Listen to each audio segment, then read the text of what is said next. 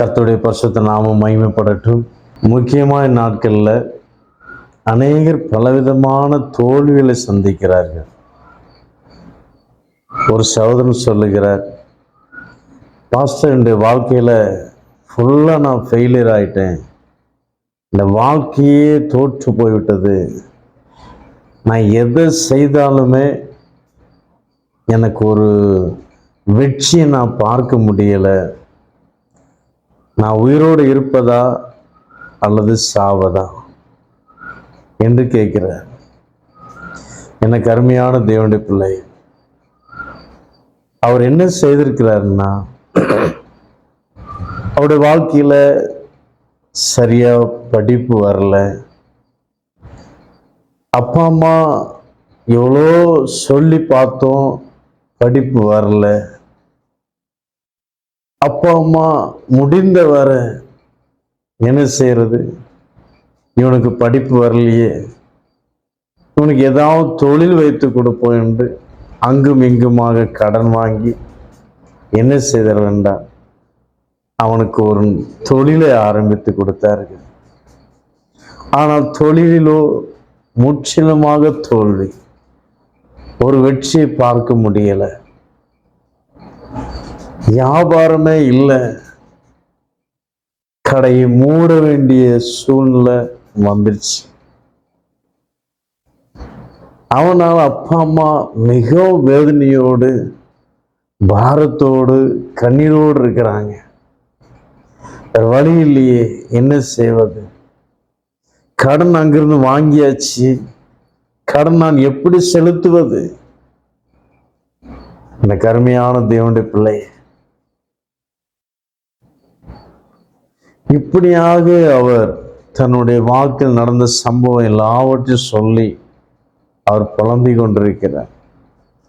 திருமணத்திற்காக சம்பந்தம் பார்த்தோம், திருமணம் ஆன பிறகு மனைவியினுடைய வீட்டிலிருந்து ஏதாவது கிடைக்குமா, கிடைச்சுன்னா அதை வச்சாவது நான் ஏதாவது தொழில் பண்ண முடியுமா, ஒருவேளை என் மனைவி வந்த ராசி என்னை ஆசீர்வதித்து விடாதா? எனக்கு அருமையான தேவனுடைய பிள்ளை, அப்படியும் செய்து நல்ல ஒரு மனைவி கடவுள் கொடுத்தார். ஆனால் பணம், தேவையான பணம் கொடுத்து ஒரு தொழில், அவர்களும் ஒரு தொழில், வேற ஒரு தொழில் ஆரம்பித்து கொடுத்தார்கள். என்னுடைய வாழ்க்கையில முன்னேற முடியல, தோல்வி தோல்வி தோல்வி. நான் குடிக்கவே மாட்டேன், மதுக்கு அடிமையா இருந்ததே கிடையாது, ஆனா இப்பொழுது அது எல்லாவற்றையும் பார்த்து அனுபவித்ததுனால நான் இப்போ குடிக்கு நான் அடிமை ஆயிட்டேன். அது வாங்குறதுக்கு என்னோட பணம் இல்லாதனால யார்கிட்டையாவது சொல்லி பொய் சொல்லி அப்படி இப்படின்னு பொய் சொல்லி, என் மனைவி சீரியஸா இருக்கிறாங்க, என் அம்மா சீரியஸா இருக்கிறாங்க, என் தாத்தா சீரியஸா இருக்கிறாங்க, பொய் சொல்லி பணத்தை வாங்கி திருடி ஏதாவது சொல்லி நான் இப்படி மோசமான வழியில போய் கொண்டிருக்கிறேன். எனக்கு ஏதாவது ஒரு வழி கிடைக்குமா, எனக்கு ஒரு வெற்றியின் வழி கிடைக்குமா, உங்களால் காட்ட முடியுமா என்று கேட்கிறார். எனக்கு அருமையான தேவனுடைய பிள்ளை, அப்பொழுது அந்த சகோதரனுக்கு ஆபிரகாம் லிங்கன், அந்த ஜனாதிபதி, அமெரிக்கா ஜனாதிபதி என்னுடைய வாழ்க்கை சரித்திரத்தை எடுத்து சொல்லும் போது மனதில் மிகவும் அவர் ஆறுதல் பட்டார். என்னை விட அவர் மிகவும் ரொம்பவும் தோல்வியுற்றிருக்கிறார், நானாவது பரவாயில்ல பாஸ்டர். இந்த ஆபிரகாம் லிங்கனுடைய ஸ்டோரி உங்கள் எல்லாருக்குமே தெரியும். அவருடைய ஸ்டோரி கேட்கும்போது நமக்கே கண்ணீரா வருது. அவர் 1809 வருஷம் பிப்ரவரி மாசம் 12ஆம் தேதி பிறந்தார் என்று சொல்றாங்க. 9வது வயதுல அவரை பெற்ற தாய் இறந்து போனாங்க. படிப்பு சரியா இல்லை, ஏழை குடும்பத்தில் பிறந்தவர், தன்னுடைய தகப்பனார் செருப்பு தைக்கும் தொழில் செய்கிறவர். தகப்பனார் வேறு ஒரு திருமணம் செய்து கொண்டார், சாரா என்ற பெண்ணை. மறுபடியும் அந்த ஆபிரகாம் லிங்கனுக்கு எப்படியாவது நான் படிக்கணும் என்ற ஒரு எண்ணத்தோடு அவர் ஏதோ ஒரு குமாஸ்தா தொழில் செய்து அவர் பட்ட படிப்பை முடித்தார். சட்ட கல்லூரி பட்டத்தை படிப்பை படித்து முடித்திருக்கிறார். வேலைக்கு அப்ளை பண்ணாங்க, வேலை கிடைக்கல. மாநில தேர்தலுக்கு அப்ளை பண்ணி நின்றிருக்கிற 2 முறை தோல்வி. ஜனாதிபதியாக நின்றிருக்கிற 2 முறை தோல்வி. எல்லாம் ஷார்ட்டா நான் உங்களுக்கு சொல்றேன். அவரும் கூட எங்கேயோ கடன் வாங்கி பிசினஸ் ஆரம்பிச்சிருக்கிறார். அந்த பிசினஸ்ல கூட, அந்த தொழில் கூட எல்லாம் நஷ்டம். அவர் கடன் வாங்கி அந்த கடனை அடைப்பதற்கே 13 வருஷம் ஆச்சுதான். இந்த கருமையான தேவனுடைய பிள்ளை, என் சத்தத்தை கேட்டுக்கொண்டிருக்கிற நீங்கள் யாரா இருந்தாலும் சரி, ஒருவேளை இப்படிப்பட்ட ஒரு தோல்வியின் மத்தியில் நீங்களும் போய்கொண்டிருக்கலாம். கவலைப்படாதீங்க, தோல்வி பார்த்து பயப்படக்கூடாது. எனக்கு அருமையான தேவனுடைய பிள்ளை, ஆபிரகாம் லிங்கன் பாருங்க, 1960ஆம் ஆண்டு நினைக்கிறேன், 1860ஆம் ஆண்டு அவர் ஜனாதிபதியாக பொறுப்பேற்றார். இவ்வளவு ஒரு தோல்வியின் மத்தியில அவர் என்ன செய்தார்னா வெற்றியை கண்டடைந்தார். எப்படி வெற்றி கண்டடைந்தார் தம்பி என்று சொல்லும்போது அவர் சொல்லுகிறார், எப்படி அவர் எப்படி வெற்றியை கண்டடைந்திருக்க முடியும்? வாழ்க்கையெல்லாம் தோல்வி. அது மாத்திரம் இன்னொரு இடையில ஒரு சம்பவம் நடந்துச்சு, அதை சொல்ல மறந்துட்டேன். அவர் நேசித்து காதலித்து திருமணம் செய்த பெண் இறந்து போனாங்க. 6 மாசமா மனநிலை பாதிக்கப்பட்டவராக ஆஸ்பத்திரியில், மருத்துவமனையில் மிகவும் சீரியஸ் நிலையில அவர் அனுமதிக்கப்பட்டிருந்தாராம்.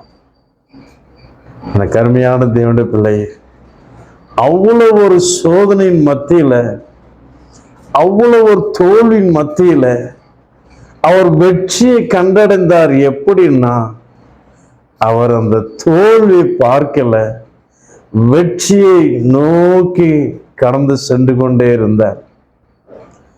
எனக்கு அருமையான தேவனுடைய பிள்ளைகளே, ஒருவேளை உங்களுக்குள்ள ஒரு தோல்வி சந்தித்து கொண்டிருக்கலாம். என்ன செய்வது என்று புரியவில்லையே என்று நீங்கள் கலக்கத்தோடு வேதனையோடு இருக்கலாம். எனக்கு அருமையான தேவனுடைய பிள்ளையே, உங்களை பார்த்து ஒன்று சொல்லுகிற என்னன்னா, தோல்வி பார்த்து பயப்படாதீங்க. அதுதான் உங்களுக்கு வெற்றிக்கு நேர் கொண்டு செல்லுகிற படி. தொடர்ந்து ஏதாவது செய்யணும். ஆபிரகாம் லிங்கன் வெற்றி பெற்ற காரணம் தோல்வி பார்க்கல, நஷ்டத்தை பார்க்கல. நான் வெற்றியை பெற்று பெற வேண்டும், எப்படியாவது வெற்றி நான் பெற வேண்டும், அந்த ஒரு குறிக்கோளோடு ஓடிக்கொண்டிருக்கிறார். இன்னொன்று முயற்சி செய்து கொண்டே இருக்கணுங்க. முயற்சி செய்கிறவர் இகழ்ச்சி அடையார். பழமொழியோட உண்டு இல்லையா? நம்முடைய முயற்சி ஒருபோதும் தோற்று போவதே இல்லைங்க. ஒருபோதும் முயற்சி தோற்று போவாது. ஐயோ நான் தோற்றுட்டேன், என் வாழ்க்கையே ஃபெயிலியர் ஆயிடுச்சு, என் வாழ்க்கையே போயிடுச்சு சொல்லி நீ வேதனைப்பட்டு கண்ணீர் வடித்து புலம்பி அங்கும் இங்கும் அலைந்து பின்மாற்றத்துக்கு போவதை விட நீங்கள் அமைதலா இருந்து பாருங்க. அமைதலா தேவனுடைய பாதத்தில் இருந்து பாருங்க. எனக்கு கருமையான தேவனுடைய பிள்ளை, ஒன்றுமே செய்யாண்டாம். தேவனுடைய பாதத்தில் அமைதியில இருந்தா போதும், எல்லாவற்றையும் அவர் பார்த்து கொள்வார். அதான் எனக்கு அருமையான தேவனுடைய பிள்ளை, பிலிப்பியர் 4வது அதிகாரத்துல 6வது வசனத்துல ஒரு வார்த்தை சொல்லப்பட்டிருக்கு. நீங்கள் ஒன்றையும் குறித்து கவலைப்படாமல் எல்லாவற்றையும் குறித்து ஸ்தோத்திரத்தோடு கூடிய ஜெபத்தினாலும் வேண்டுதலினாலும் தேவனுக்கு தெரியப்படுத்துங்கள். அப்பொழுது எல்லா புத்திக்கும் மேலான தேவ சமாதானம் உங்கள் இருதயங்களையும் உங்கள் சிந்தைகளையும் கிறிஸ்து இயேசுக்குள் காத்துக்கொள்ளும். அல்லேலூயா.